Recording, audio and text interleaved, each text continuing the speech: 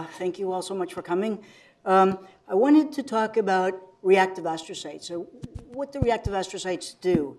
This is a question that I got really interested in during my medical training. Actually, when I was a neurology resident in training, we had to spend a few months in a neuropathology lab looking at sections from brains that had been affected by various diseases under the microscope.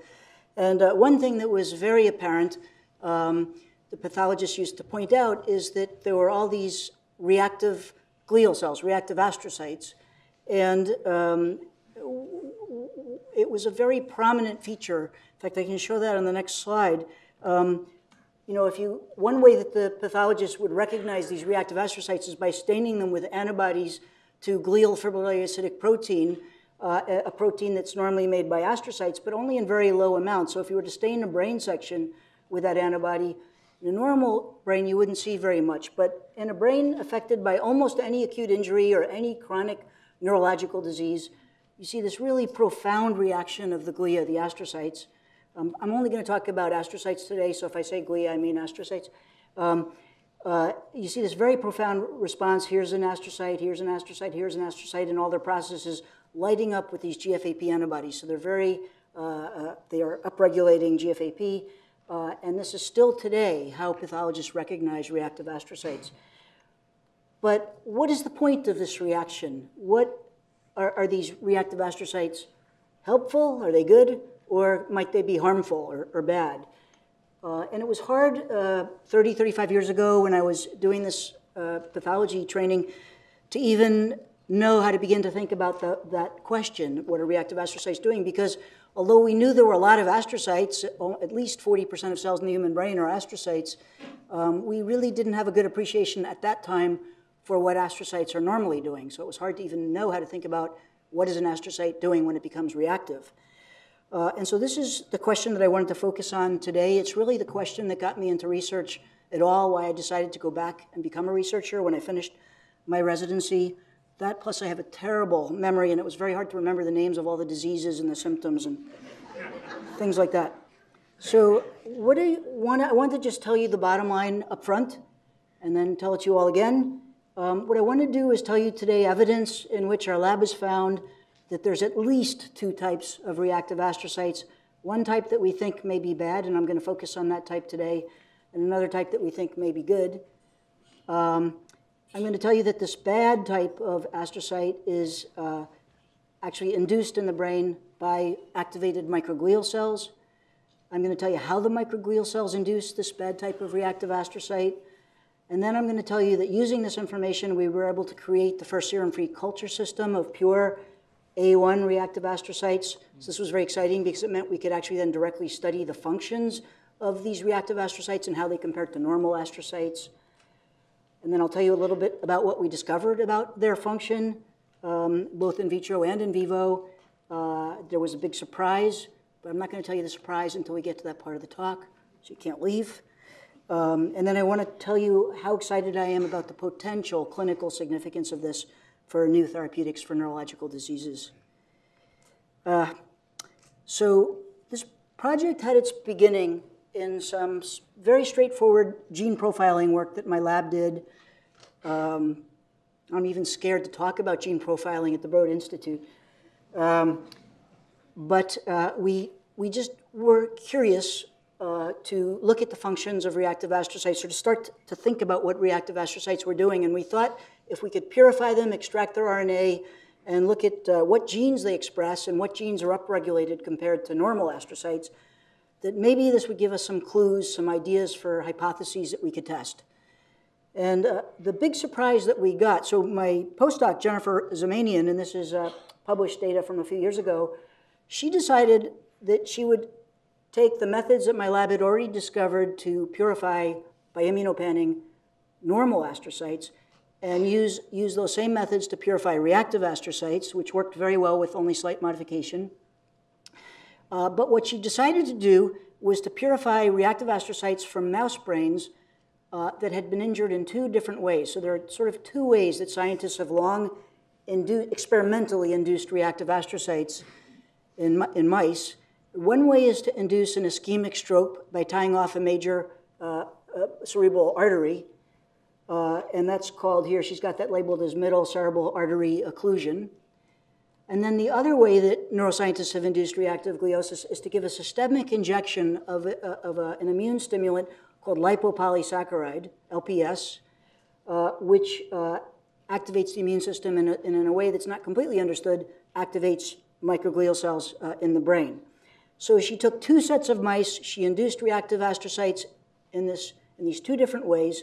She purified the reactive astrocytes at various time points after the injury, and then she extracted their RNA, and she looked at the genes, and I just want to give you the bottom line of what she found. It came as a very great surprise, at least to me, which is that there were 2 distinct types of reactive astrocytes depending on the nature of the inducing injury. So when she induced reactive astrocytes with lipopolysaccharide, she induced, in both cases, she induced about 100 genes that were very highly upregulated by hundreds of fold. But only some of those genes overlapped, and most of the genes were unique to each type of reactive astrocyte. And something that we noticed right away is that the ones that were induced by ischemia, by artery tie-off, they looked like they might have helpful functions because there were neurotrophic factors, many neurotrophic factors that were very highly upregulated, at least at the mRNA level. And also we noticed a great upregulation of thrombospondins, a class of proteins that my lab had shown a number of years ago are sufficient to induce neurons to form synapses. So we immediately thought, okay, well, maybe these astrocytes are having helpful functions and helping to promote neuronal survival and patching back synapses together and so forth after injury. Whereas when we looked at these genes that were upregulated in the LPS-induced reactive astrocytes, the main thing that came to our attention anyway that we noticed right away was highly upregulated. There's many other genes upregulated. I may mention some of them during the talk. But the things that we knew the function of and that struck us as quite interesting right away, and I'm sure with Beth Stevens sitting in the audience, you're all very familiar with the complement cascade genes. And we noticed that many classical complement cascade genes were very profoundly upregulated in these reactive astrocytes. And the complement cascade is a pathway that Beth Stevens showed back when she was in my lab, is involved in targeting synapses for destruction, for elimination by microglia, which eat complement-coded synapses, both normally, during the normal development of the brain, and as she showed in her own lab recently in neurodegenerative diseases such as Alzheimer's disease.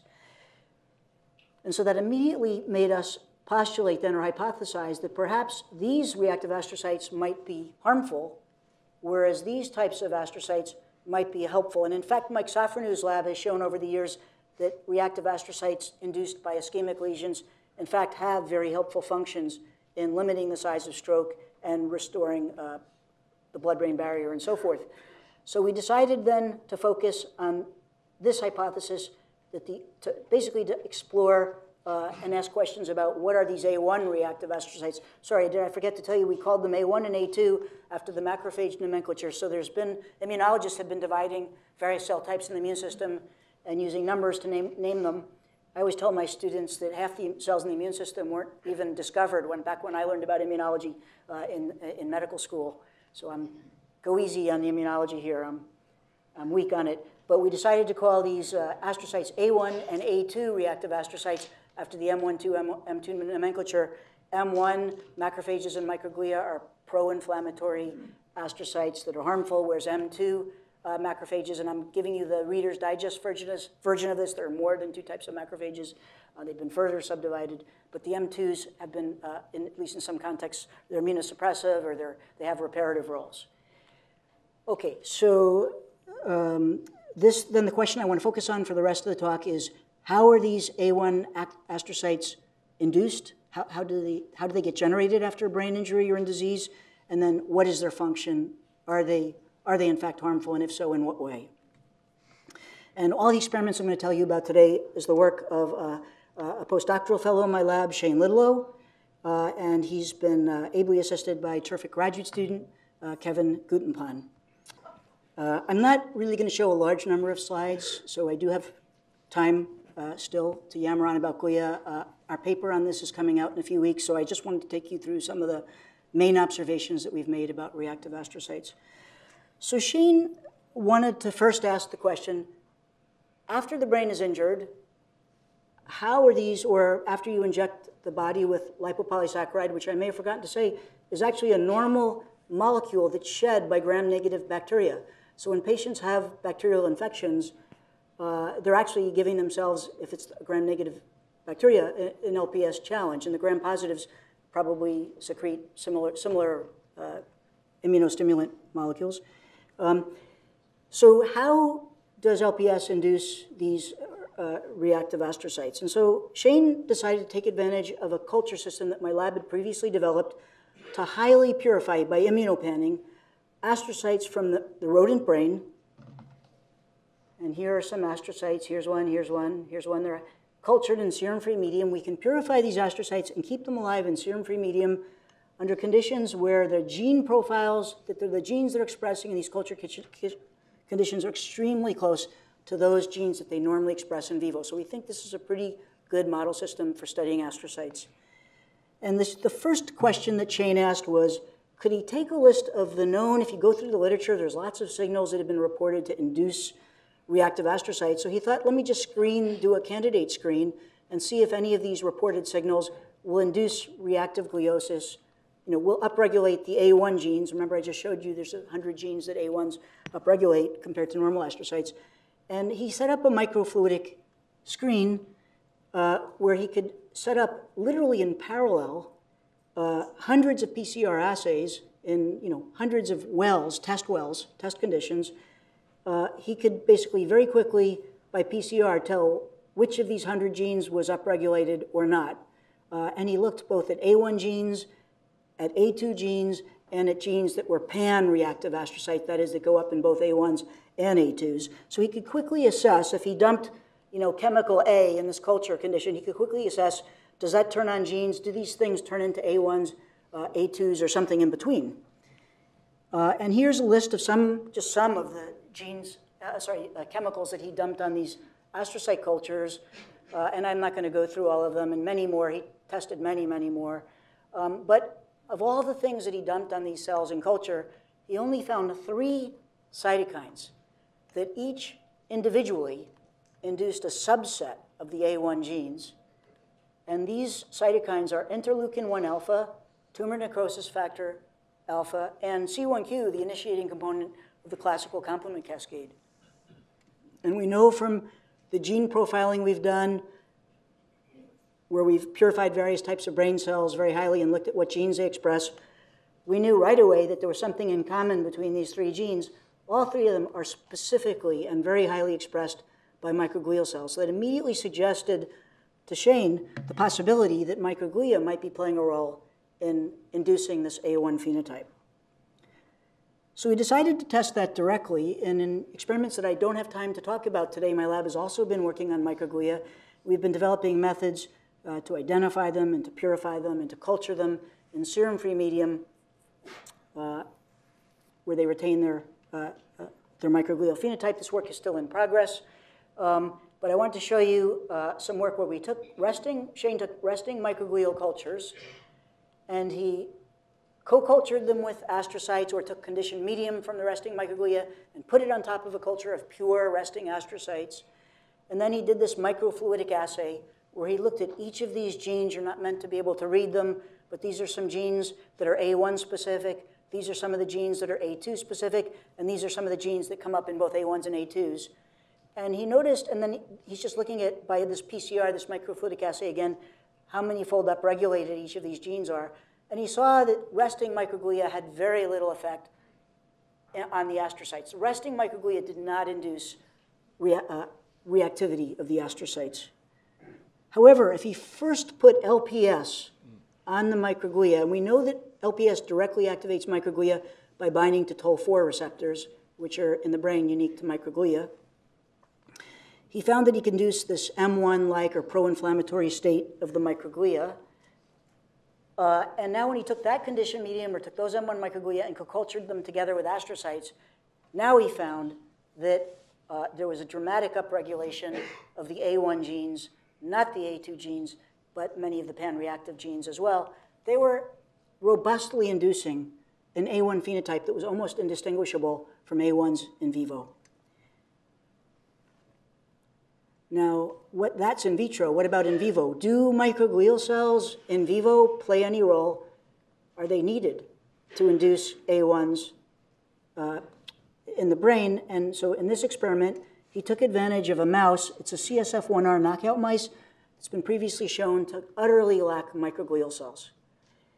And he could take these mice, he could take wild-type mice, he could take CSF1R knockout mice that lack microglia, and in each case give them a challenge with systemic lipopolysaccharide to attempt to induce A1s in the brain. And this is what he found. I'm just going to explain this. This is another way of showing the microfluidic data. He's again doing, he's again looking at gene expression of the A1 genes, A2 genes, and the pan-reactive genes. In this case, he's looking at, so this is just a reminder, these are the A1 genes, these are the A2 genes. But if he takes the wild-type brain, so normally in a wild-type brain, none of these genes are on, because in a wild-type brain, normally astrocytes are not reactive. But if he first injects the animal, a wild-type animal, with lipopolysaccharide, now you see, no surprise, a robust induction of A1 genes and these pan-reactive genes, but not the A2 genes. But if he does this exact same manipulation, injecting LPS into these CSF1R, these mutant mice that don't make microglia, I think you can see that you fail to induce the A1 genes. So just providing evidence that microglia, both in vitro and in vivo, are releasing soluble signals that induce the A1 phenotype. What are these signals that the microglia are releasing? Well, I already told you that in a culture dish, if we just put on IL-1 alpha, TNF alpha, or C1q, we could induce a partial A1 phenotype. But of course, microglia make many more cytokines than just those three. So Shane next turned to a cytokine array. It's basically an array where it's got a glass array where it's got antibodies to many different cytokines. And you can use it in a way to quantify. If you put conditioned medium for microglia on this antibody array, you can use it to, it's sort of like an ELISA on a slide. You can use it to quantify how much of each cytokine is present in the microglial conditioned medium. And here's a graph of this. Now, for each cytokine, these are all the cytokines that are on that array. And for each, and we measured the cytokine level both in control microglial conditioned medium, resting, non-activated microglia, or microglia that had first been activated into this M1 pro-inflammatory state. And I think you can see that many of these cytokines are present in the conditioned medium, but most of the cytokines are actually present at higher level, perhaps not too much of a surprise, in the secretions of the activated microglia. And so for each of these cytokines that we found the microglia were making, that were upregulated, we dumped those cytokines on astrocytes, the same way we did in our candidate screen, to see which of these cytokines induces a partial A1 phenotype. And once again, we only found 3 that are capable of inducing a partial A1 phenotype, and they were interleukin-1 alpha, which you can see how robustly this is secreted by activated microglia, TNF alpha, and C1q. And the question was, since each of these was inducing a partial phenotype, what if we combined all 3 cytokines together and dumped them on astrocytes? Would they together induce a complete A1 phenotype? And the answer is yes, and that's shown here. So now he's got a culture of purified astrocytes. He cultures them with C1q, interleukin-1 alpha, and TNF alpha for 24 hours, and then looks at gene expression. And once again, he found with his microfluidic assay that the A1 genes were highly upregulated, as well as the pan-reactive genes, but not so much the A2 genes. And in other experiments, I mentioned I'm not going to take you through all the experiments. Shane also did experiments to look at necessity of these cytokines. So if he takes microglial M1 conditioned medium and he incubates it, before putting it on the astrocytes, he incubates it with neutralizing antibodies to IL-1 alpha, TNF alpha, and C1q. He completely ablates the ability of the activated microglia to induce A1s. And as I'll show you, those 3 cytokines are also necessary in vivo as well. Okay, so this was very exciting for us because it meant for the first time we had a way to make a culture of pure A1 reactive astrocytes simply by taking a culture of resting astrocytes and just adding these 3 cytokines in recombinant form or purified form, which we can buy commercially, dump them on the astrocytes. We've got a culture of pure reactive astrocytes. And we could then ask the next question, what do these A1 reactive astrocytes do? Are they good? Are they bad? how do their functions compare to normal astrocytes? And specifically, Shane asked two questions. How do their functions compare? So do they have all the same normal functions that normal resting astrocytes normally have? And I'll tell you what some of those functions are. Or do they lose any of those normal functions? And most importantly, do they gain any new functions?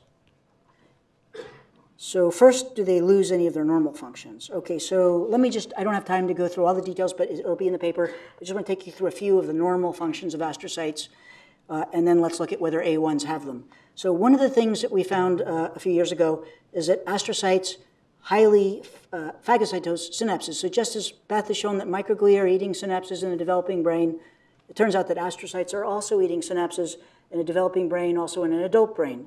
And this just shows you some pictures of blue astrocytes. This is the work of Won-Suk Chung when he was in my lab a few years ago, now in his own lab at KAIST and continuing this work.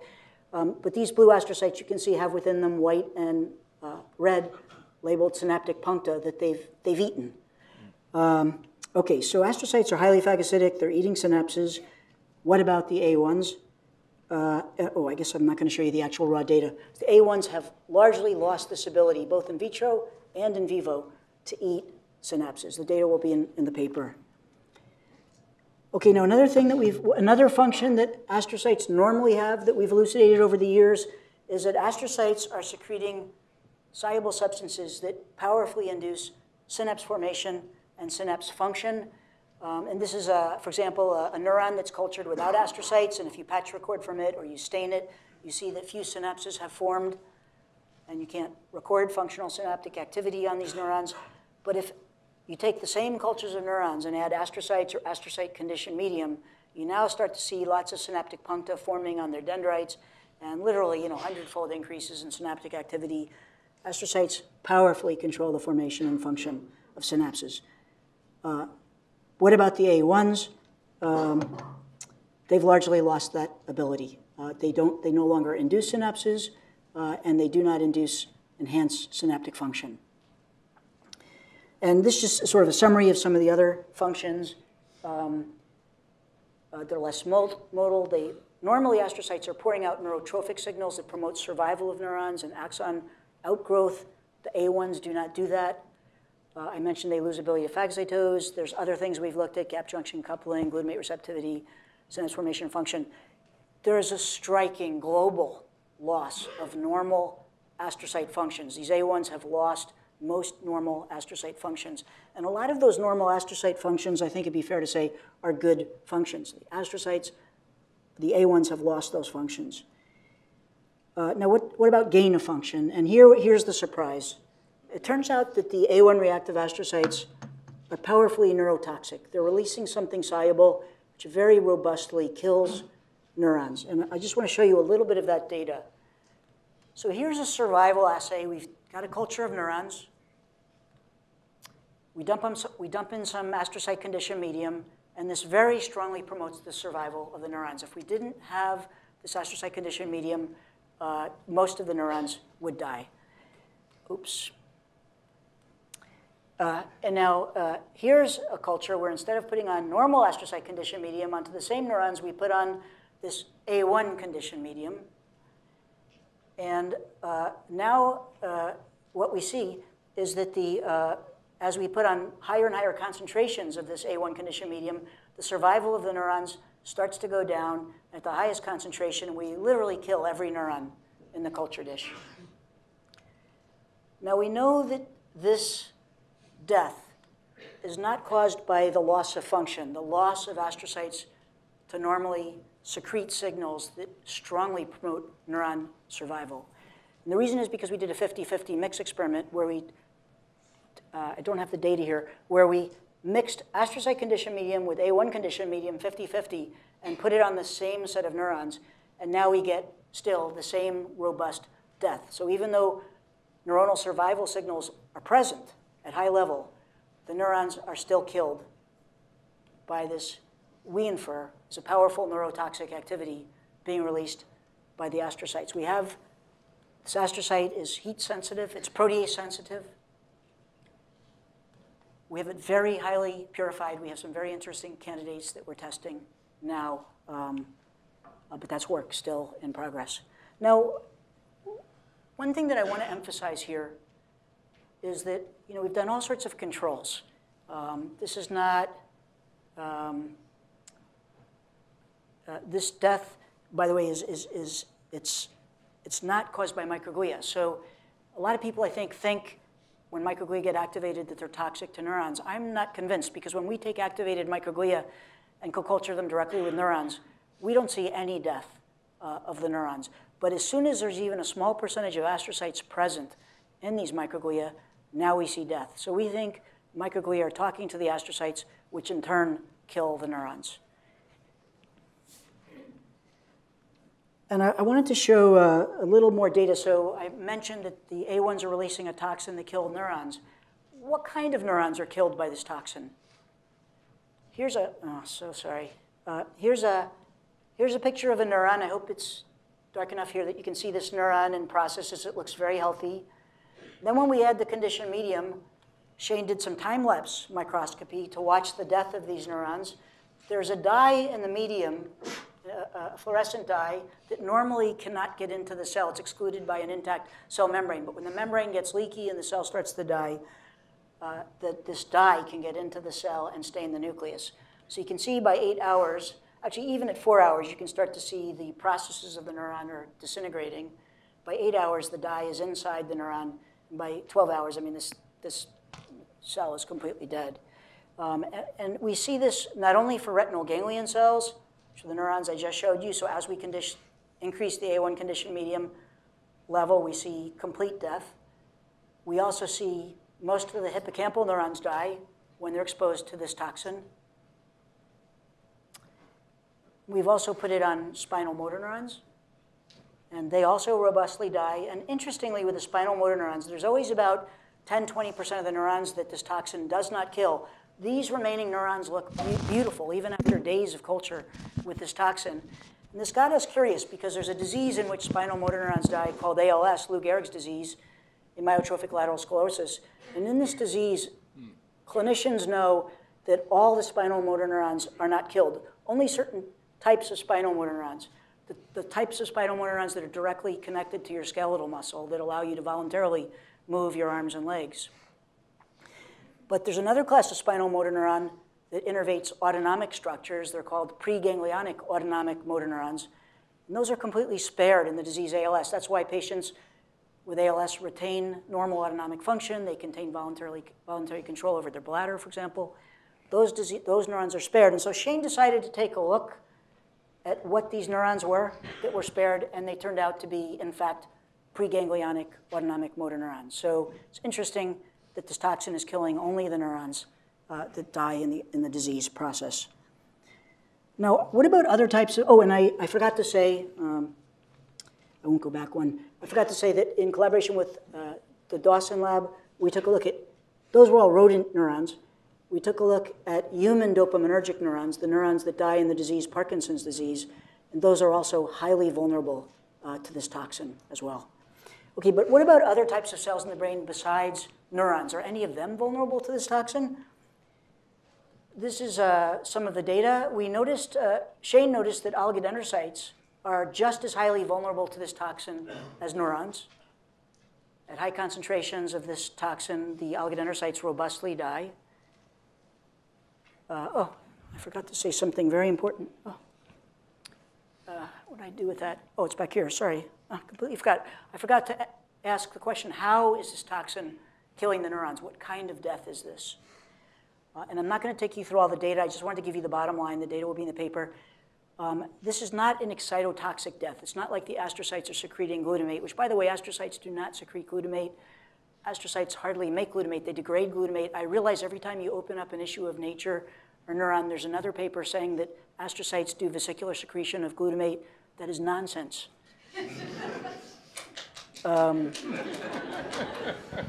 And we've written, with Steve Sloan, I wrote a review of why this is nonsense for anyone that wants to read the data. So this is not an excitotoxic death. If we put in blockers of glutamate receptors, we cannot block this death. It's also not a type of death that's known as necroptosis. If we put in inhibitors of that process, like such as necrostatin, RIP kinase inhibitor, we do not block this death. but it looks a lot like apoptosis. If we put in inhibitors of caspases that are involved in mediating apoptotic death, we can prevent this death. I'm not going to say that proves that it's apoptosis. I think we have more work to do to really be clear what kind of death is. It could be a novel type of death. If Bob Harvitz is in the audience, I would love any thoughts he might have. But it's possible it's apoptosis or apoptosis-like. Okay, so what other types of cells in the brain die? As I mentioned, oligodendrocytes die, which is very interesting. They're precursor cells. Oligodendrocyte precursor cells do not die. I'll come back to the potential significance of this in a moment. Astrocytes do not die. Microglia and macrophages do not significantly die. And vascular cells purified from the brain are not killed by this toxin. So neurons, many different types of neurons, and oligodendrocytes. Okay, so everything I just showed you is in a culture dish.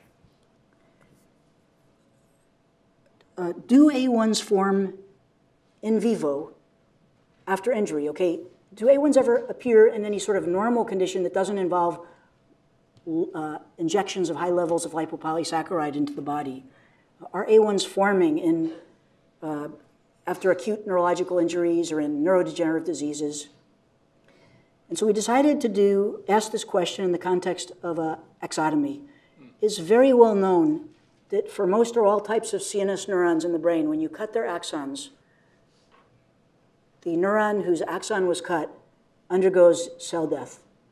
What hasn't been clear is why axotomized neurons in the CNS die.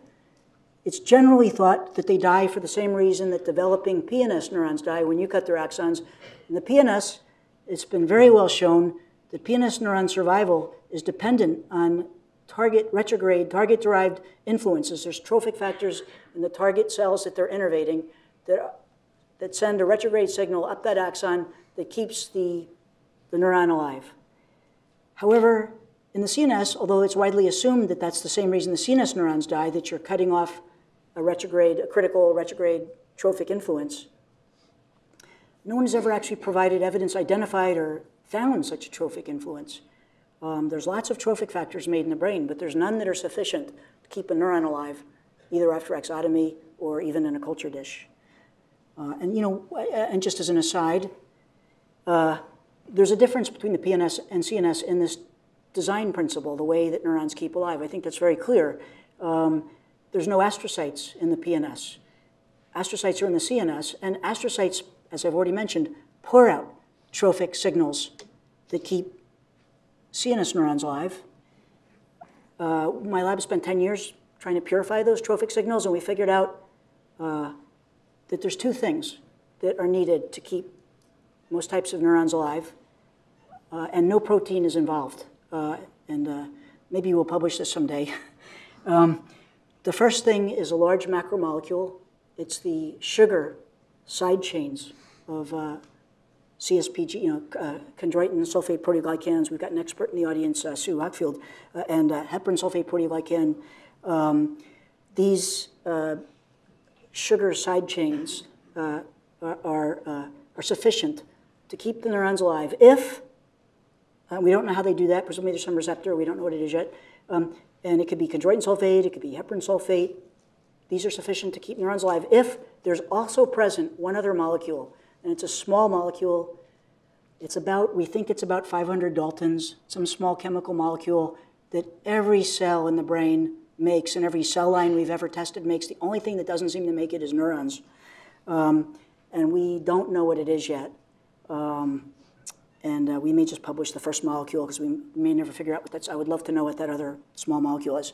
Okay, so to me, this makes sense that astrocytes are the design principle for neuronal survival in the brain and not target-derived cues.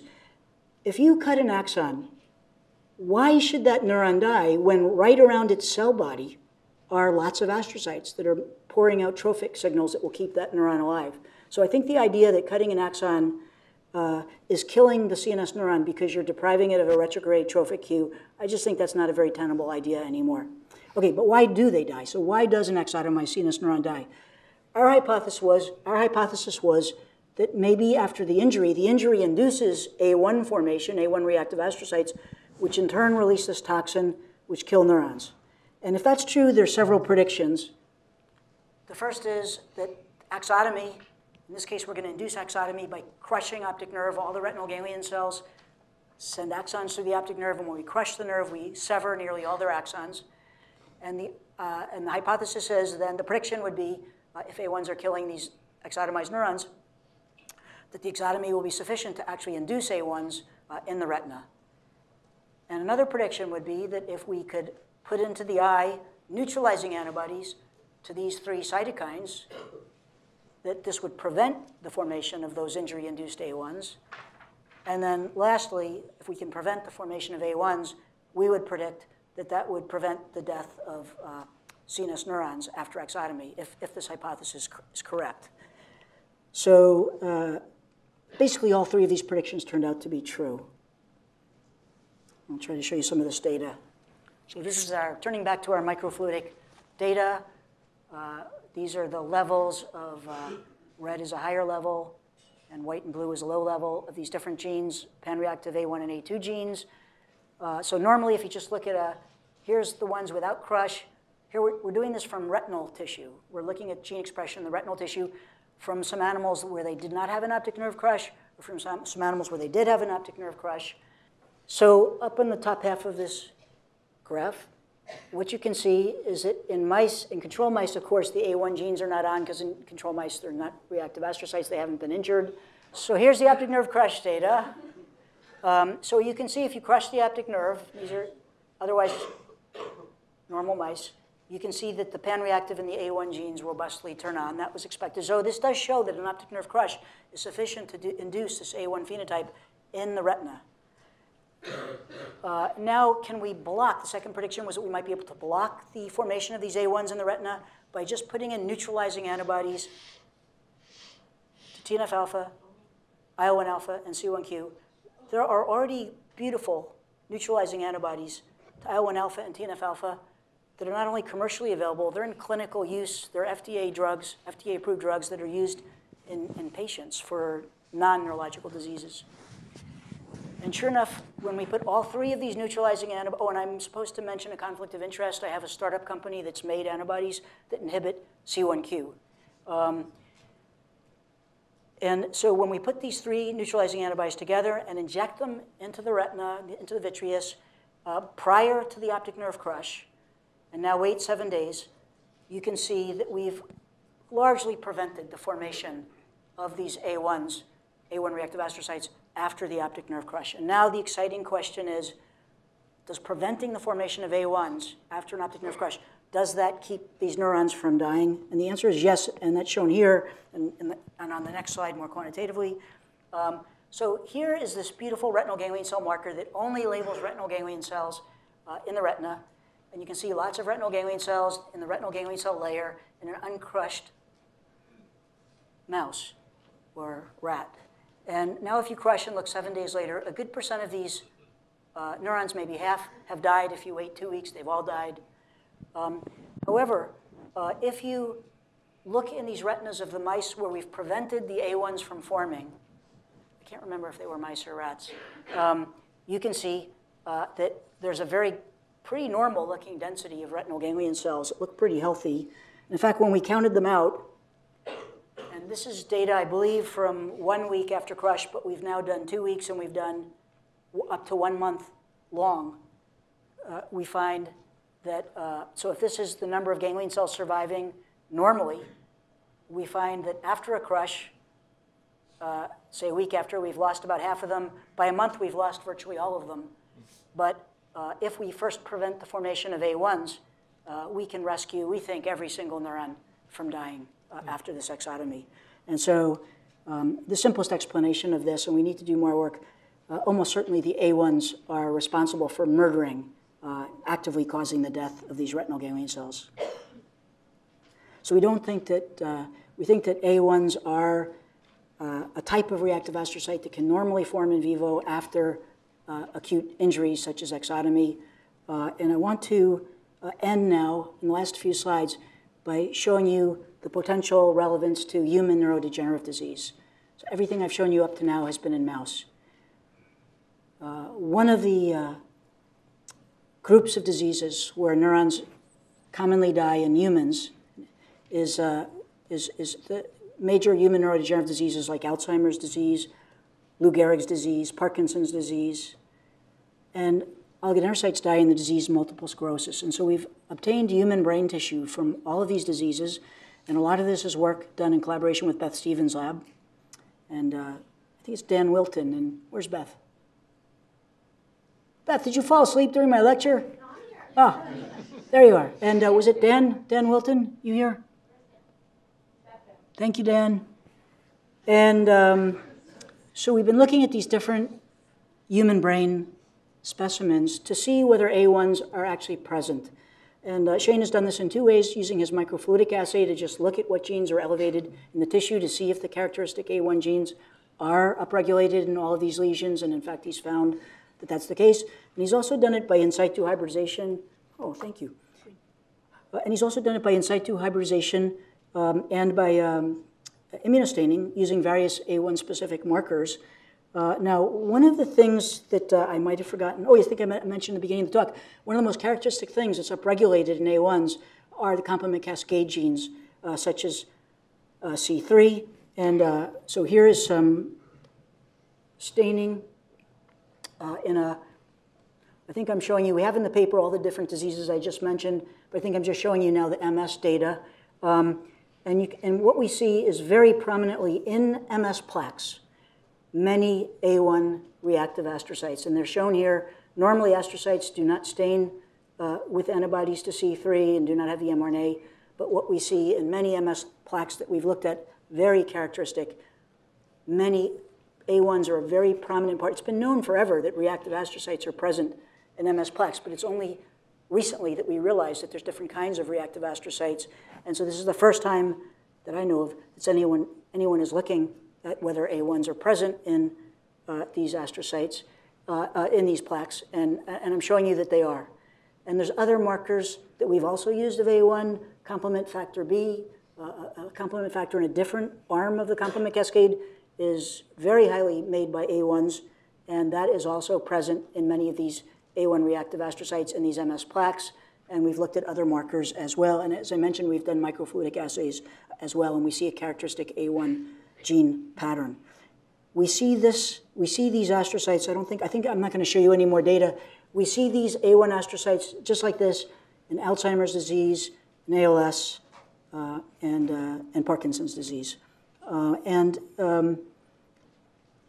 think Shane has counted and found as many as 60% of the astrocytes, for example, in regions of Alzheimer's brain where there's neurodegeneration, are of this A1 reactive phenotype. So they're not rare. This is I think that this A1 reactive astrocyte response is a very fundamental pathological response to both acute brain injury and to chronic human neurological and neurodegenerative disorders. I wanted to end just with a few summary remarks. I've shown you today evidence that there's at least two types of reactive astrocytes. There could be many more. And which type you get depends in large part on the nature of the inducing injury. We found that acute injuries and chronic neurodegenerative disease, there's a type of neurotoxic, or A1, we're calling it, reactive astrocyte. I've shown you that they're induced by activated microglia, by the secretion of these three cytokines. They've let us set up an A1 culture system to explore their functions. We found that A1s lose most of their normal astrocyte functions, but gain this neurotoxic ability for both neurons, targeted at both neurons and oligodendrocytes. And I've also shown you, most importantly, that A1s are responsible for the murder of exotomized CNS neurons. And I wanted to put this together into a working model for, it seems to me, how this is all probably working. Much work to do to test each of these steps. But it seems to me the simplest idea for what's going on here is that when a neuron becomes injured or is sick, maybe because of a gene mutation or something, when the neuron becomes sick, at some point it becomes sick enough that it releases a signal that activates nearby microglia. And I think simultaneously these injured neurons, and I'll get to why, I think simultaneously these injured neurons must also turn on the toxin receptor. I don't think that normally, the simplest idea to me of our data, I don't think that normally neurons express this receptor, because if we just inject LPS, we induce A1s all throughout the mouse brain, but we don't kill neurons. The neuron has to first be injured, and so one potential explanation for that is that the sick neuron turns on this neurotoxin receptor, as well as releasing a microglial activating signal. Then these microglia, as I mentioned, are activated to this M1 state, release TNF-alpha, IL-1-alpha, and C1q, which together induce this A1 state, which has many effects on the astrocytes, including that they now secrete this neurotoxin, which then kills nearby neurons. And I would argue probably kills only diseased or injured neurons. You could have a mixture of nearby neurons. Some are healthy and some are sick. The toxin, I think, is only killing probably the sick ones. That is, there's not innocent bystander killing. Much more work to prove this is a working model. And then I think this would make a lot of sense, because then once you remove these neurons that are sick, those synapses that were made onto those neurons can now be released and are free to rewire onto nearby healthy neurons and help to preserve function of the circuit. We know, for example, with the neuromuscular junction in the disease ALS, that when some spinal neurons die, others are free to make more synapses in the target territory that was innervated. And I don't have time to go through all of these, but just put them on the board. I think there's lots of questions raised by this work. Obviously, what is the toxin? What are the signaling pathways? We have a little bit of data on that. I showed you data that A1s correlate with neurodegeneration. I haven't shown you any evidence that A1s participate in neurodegeneration. Our working hypothesis, consistent with all the data that I've shown you today, is that A1s are causally helping to drive, maybe even primarily responsible for neurodegeneration in these diseases like Alzheimer's and ALS. Beth and Stephen Carroll have done some beautiful work implicating the complement cascade in some patients with schizophrenia. It's possible then, and I think they should take a look at whether A1s are present in this disorder, because A1s are a fantastic source of most of the complement cascade components that would be needed to drive the complement cascade in this disorder.